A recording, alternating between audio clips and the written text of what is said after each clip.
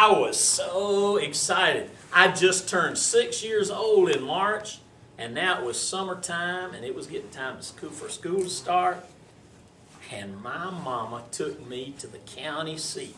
We drove all the way from Mackville over to Springfield, and she took me to the doctor's office because I was going to have my vaccination. Does anybody here know what a vaccination is? Haven, do you know what a vaccination is? A shot? You are right. It's a special kind of shot. It's a vaccination. And you know what? If you talk to your grandparents, I'll bet you get them to show you their arm. And I'll bet you'll find they'll have just a little circular scar way up high on their arm. And that's where they got their smallpox vaccination. And I did too. I went into that doctor's office, and he took this little thing. It almost looked like a gun. Set it up against my shoulder, and it went zzz. And it poked about a zillion little bitty tiny holes right there in my arm and left a scar. And that was my smallpox vaccination. Helped me keep from getting that terrible disease that you remember. What famous person had that disease? Yeah. George Washington. You're right. He suffered from that disease. But guess what? Nobody has to today because it is the first major disease in the world that we've completely, totally, absolutely done away with. There's no more smallpox in the whole world. Isn't that something? Because of those vaccinations. Wow. But that wasn't too bad because I knew what we were going to do after we finished at the doctor's office. We were going to go to the department store there in Springfield, and we were going to buy me some new jeans and a couple of new shirts because I was getting ready to start first grade. I was really excited about that. We went and bought those jeans. Boy, back in those days, you could take a brand new pair of jeans and you could just about stand them up there and look at them because they were so stiff. Nowadays, when you buy the jeans, they say on the side pre-washed, don't they? They're nice and soft and flexible, and they feel good already. Boy, those jeans, you got in them, you almost had to walk like this, you know. Yeah, it was pretty bad. And I picked me out a shirt. The shirt I wanted to wear the first day of school was a shirt that had the planets on it. Several pictures of Saturn with its rings on it, you know.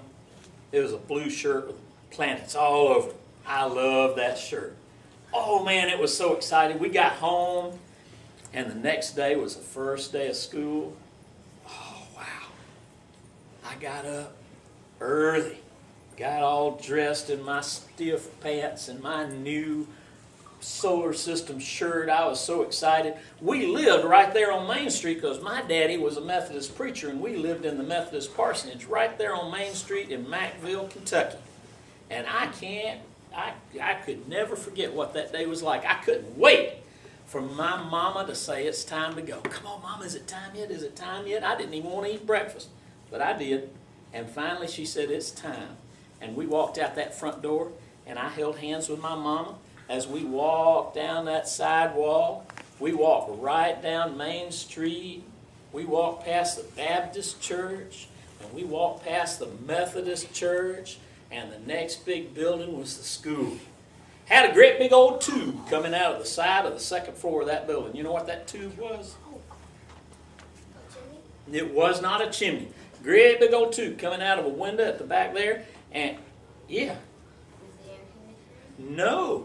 It was the fire escape.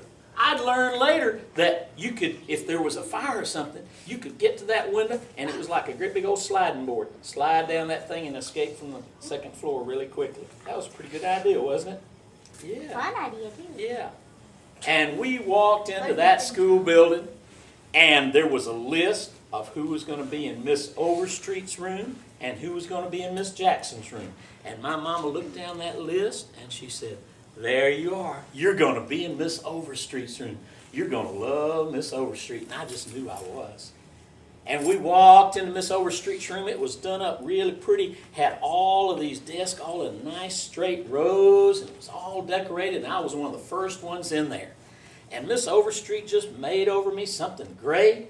I thought she's going to be such a sweet lady, and my mama seemed to know her really well, and my mama gave me a hug, and Miss Overstreet showed me down that first row.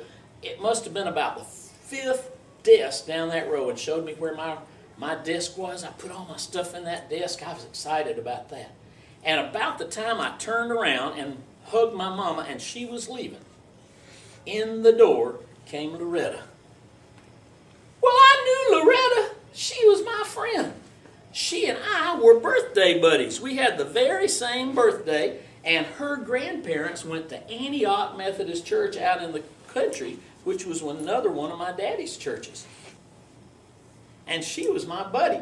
As a matter of fact, that March before, we had had a little kind of a two-person birthday party together. Her grandparents had invited me over, and when they gave her her birthday present, they gave me one just like it. You know what it was? Barbie. A bow. It was a bow and arrow. You're right. You've heard this story before, haven't you? That's right. It was a bow and arrow. And you know what was on the end of each one of those arrows? It was not a sharp point. What was on the end of it? A suction cup. That's right. It had suction cups on the end of it. And Loretta and I had the best time playing with that bow and arrow up against the barn out there beside her granddaddy's house. It was a lot of fun. So I knew Loretta, and that was great. Hey, Loretta, how you doing? I was excited about that. And you know what? Miss Overstreet let her take the seat right in front of me. She came down to that fourth seat right in front of me and sat down there, put her things in her desk, and had a good time.